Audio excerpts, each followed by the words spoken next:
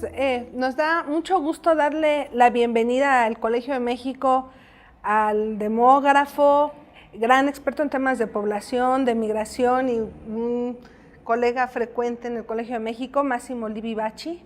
Y aprovechamos, por supuesto, su visita para robarle un espacio para esta serie de cápsulas del Seminario de Migración, Desigualdad y Políticas Públicas. Y bueno, ¿cómo no aprovechar su visita cuando hay tanta efervescencia en Europa entre la forma que toma el tema migratorio dentro de la política, dentro de la demografía, dentro de la economía? Entonces, pues no sé, Máximo, si quisieras platicarnos. Con placer.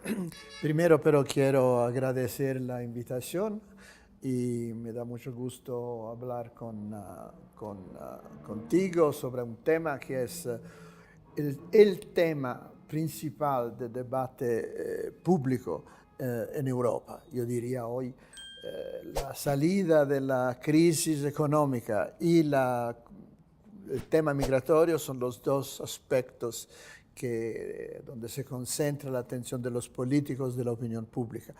Y yo dije que Europa está sufriendo de una que llamaría esquizofrenia, se puede decir en español, ¿no? Perfectamente Existe, bien. Migratoria. Es decir, que Europa va a necesitar migrantes, pero no quiere migrantes.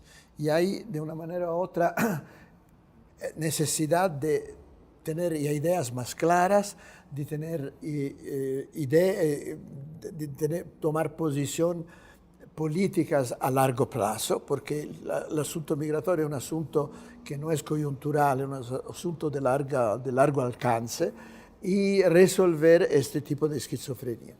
De ahora a la mitad del siglo, si las puertas de los países europeos se quedaban cerradas a la inmigración, todos los países europeos, casi todos los países europeos, a excepción de Francia y a lo mejor también de Gran Bretaña, perderían población. Es decir, son un continente que está en una situación de gran debilidad demográfica, donde la natalidad es bajísima, y entonces la clausura, la inmigración determinaría una aceleración una caída de la población, una aceleración del envejecimiento. Entonces, el significado de la migración para Europa tiene que ver una parte que ya mencionabas por el bajo crecimiento poblacional que hay, pero también por el papel que juegan los migrantes en términos del mercado de trabajo, de servicios y sobre todo de cuidados. Cuando ahora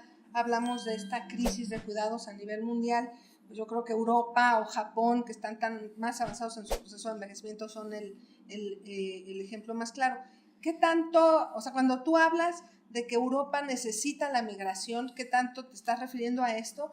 Y la segunda pregunta es, ¿qué tan consciente, o sea, los demógrafos lo sabemos y estamos muy conscientes, pero qué tanto es algo que el ciudadano común, el que vota, lo entiende y lo asimila? Bueno, sí, es claro que hay un aspecto económico que es importantísimo. Con la caída de la población en envejecimiento, eso quiere decir también que la población en edad de trabajar es una población que se va cayendo y envejeciendo muy rápidamente. Y claro, la productividad de un anciano de 60 o 65, 70 años no es la misma de la productividad de un joven de 25, 30. Entonces, envejecimiento quiere decir menor productividad y menor crecimiento en general. Se puede también agregar que hay muchísimas áreas económicas en las cuales la demanda de trabajo es muy alta, pero los ciudadanos europeos, los autóctonos europeos, no quieren este tipo de trabajo. Un ejemplo es, por ejemplo, todo el sector de construcciones. En Italia, el sector de construcciones prácticamente hay empresarios que son italianos, hay muchos empresarios, pequeños empresarios extranjeros, hay rumanos y de Albania. Esa es la gran parte de la mano de obra. Entonces, estos sectores no podrían continuar a un nivel de producción adecuada sin una sin inmigración. Mismo el cuidado en los servicios de los ancianos, por ejemplo. Italia tiene 700.000 trabajadoras, casi 99% son trabajadoras que vienen del oriente de Europa, vienen de Moldavia, de Ucrania, etcétera, que cuidan los ancianos en las casas. Y eso es otro tema importante porque como la población envejece, esta demanda va a subir y nosotros disfrutamos de un trabajo que cuesta poco, de momento, que todavía es bastante abundante en los países de origen. Entonces hay muchas cosas, muchos aspectos. Los ciudadanos, ¿cómo perciben los ciudadanos Es una cosa muy curiosa. Hago un ejemplo. Los países que rechazan la inmigración y que tienen una actitud en contra de la migración a nivel político y a nivel de opinión pública, y donde los partidos anti-inmigrantes son muy fuertes, son países que tienen muy poca inmigración. Polonia, República Checa, Eslovaquia y Hungría. Y también la parte oriental de Alemania, donde hay muy poca inmigración, pero mucho rechazo a la inmigración. Países como España, que ha tenido una gran inmigración en la primera década de los años 2000 y aún tiene muchísimos extranjeros, no tiene un partido de extrema derecha de rechazo a la inmigración. Es una paradoja, pero no tanto. Lo que digo es que hay una esquizofrenia en el sentido que se tiene rechazo a algo que no se conoce. Los países que no tienen inmigrantes son los que más miedo tienen de la inmigración. Y yo creo que en mi país, por ejemplo, que hay una inmigración en los últimos 30 años bastante fuerte, hay rechazo a la inmigración irregular, pero no hay rechazo a la inmigración regular, porque la gente se ha acostumbrado. Bueno, eso me lleva a otra pregunta que tiene que ver con, pues también con procesos demográficos y con decir, bueno, no todas las migraciones se ven igual, ¿no? Tú decías el caso español, sí, pero el caso español también ha priorizado fomentar una migración regular de Latinoamérica, que es similar en valores, en cultura, en idioma. Sí. Y en el caso de Europa, sobre todo Europa Central, donde tienes mezclada la migración del norte de África, la migración por la violencia en Medio Oriente, en Siria en particular, y la migración económica que viene de las exrepúblicas soviéticas, pues tienes todo un collage en donde supongo que hay una preferencia por unos y por otros. Esa es una pregunta. Y la segunda, que está relacionada con los no, bueno, también esta migración de Europa Oriental, por la que tú dices que hay cierta preferencia, en algún momento se tendrá que acabar porque son países también con tasas de crecimiento bajas, o sea, en algún momento no tendrán migrantes que ofrecer a Europa Occidental y a Europa Central, básicamente. Sí, la segunda pregunta es absolutamente así, son países que tienen una demografía aún más débil de los países de destino de los migrantes. Entonces, eso no hay duda. El otro aspecto, hay que aclarecer un aspecto importante. Hay que hacer una distinción teórica que es difícil ponerla en práctica, pero hay que hacerla desde el punto de vista teórico. Una cosa es la migración que yo llamaría más o menos fisiológica, la migración de todos los tiempos, de migrantes que buscan a un nivel de vida mejor, etcétera, etcétera. Y la otra cosa es la migración, la oleada de migración de prófugos, ¿se dice? No, que fuyen, de los que fuyen de la guerra civil en Siria o de la guerra civil en Afganistán o de los estados, failed states, los estados fallidos, ¿no? Como Libia, por ejemplo, como como Somalia, como Somaliland. Eso es una migración que es como la consecuencia de una catástrofe, de un temblamiento de tierra, donde no hay políticas, hay que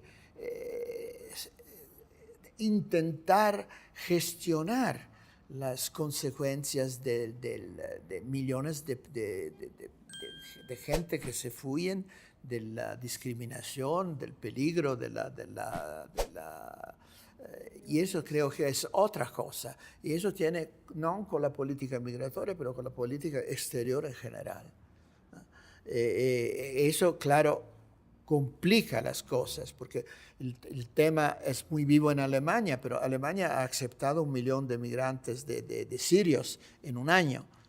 Y eso, claro, ha tenido un impacto violento sobre la opinión pública. Y no hay, pero eso se puede comprender. Sí. Ahora, esta es una migración, porque tú hablabas que hay un discurso y percepción distinta de la inmigración documentada y la indocumentada. Esta, la que viene huyendo, es indocumentada y como está la situación en Oriente Medio entre los países árabes en esta parte de África, te dice que es un flujo que se va y sus propias demografías, que es un flujo que va a estar presionando todavía. ¿Qué cambios ves tú en la geopolítica? Hablabas de la estrategia de mover las fronteras hacia el sur. Sí. Y esa es una estrategia clara que tienen los países de Europa, y no solamente de Europa, los países ricos. Es decir, fortalecer, claro, las fronteras. Eso se hace, es claro, se han hecho inversiones, se han construido vallas para evitar que los migrantes lleguen, etc. Se patrullan las aguas, el mar, etc. Pero la otra política, la de desplazamiento de la frontera, el pacto que Europa, cuando hablo de Europa hablo de la Unión Europea en general, ¿no? El pacto que Europa ha hecho con Turquía es prácticamente esto: yo te doy 6 mil millones de bueno, ¿de euros? Algo de euros para que tú no permitas a los sirios, a los afganos, a los iraquíes de transitar hacia Europa. Entonces te doy el dinero, tú puedes, tienes los campos de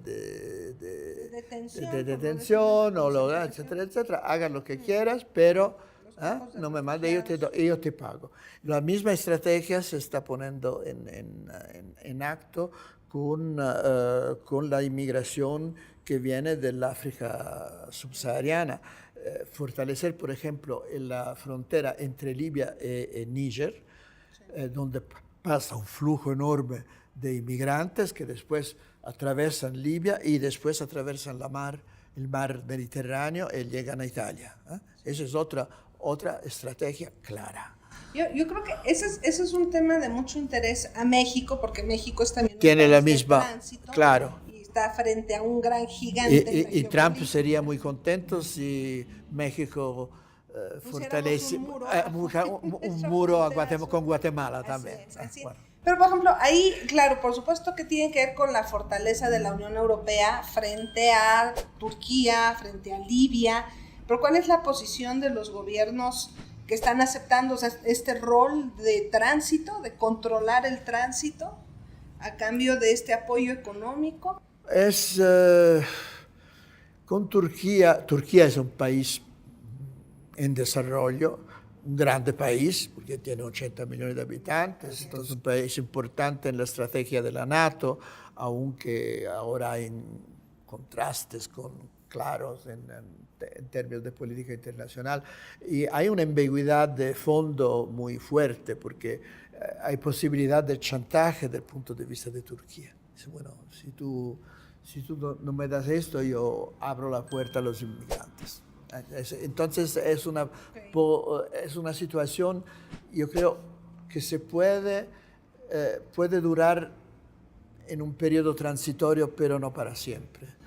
Y tiene que ver con los regímenes políticos, que son democracias no consolidadas, en el caso Sí. o Sí. sea, estoy intentando hacer el símil con No, el caso de México, claro. donde aceptar este rol de control explícitamente tendría un costo político muy alto para quien estuviera en el gobierno, Sí. ¿no? La ventaja de México es que no tiene centenares de millones de centroamericanos, porque son países más pequeños, que tienen la misma cultura, la misma lengua, religión, etc. Entonces, el problema es mucho menos fuerte, bueno, pero el de la misma de la misma naturaleza, me parece, ¿no? Bueno, así como para ir cerrando y por donde empezaste, tú hablas de esta esquizofrenia entre la necesidad de migración y un crecimiento adverso a la migración en Europa en este momento, muy relacionado con el fortalecimiento de los partidos de derecha o los gobiernos de derecha. ¿Cuál es la perspectiva? O sea, uno piensa que será una esquizofrenia que llegará a un momento de tensión donde llevará un nuevo arreglo en términos de Yo migración en la región. pienso que es necesario que haya un nuevo arreglo. Voy a aportar otro ejemplo. En Italia ahora hay la posibilidad que haya un nuevo gobierno donde tendrá un papel importante, primario, el partido de la Lega, que se llama así, que es ferozmente antimigrantes. Pero a nivel local, donde este partido gobierna las municipalidades y también las autoridades regionales, tienen una política relativamente buena frente a los inmigrantes. Es decir, que son áreas donde los inmigrantes son bien integrados, donde hay trabajo, hay escuelas, hay casas.